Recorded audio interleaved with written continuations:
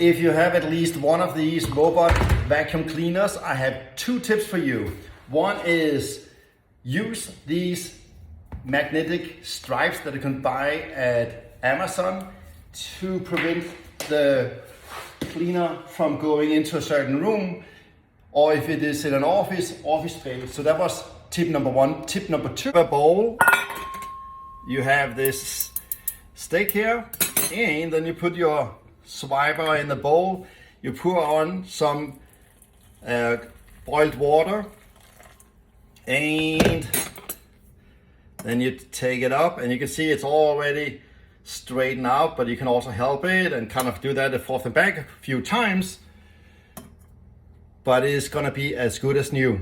That was tip number 2. Have a wonderful day.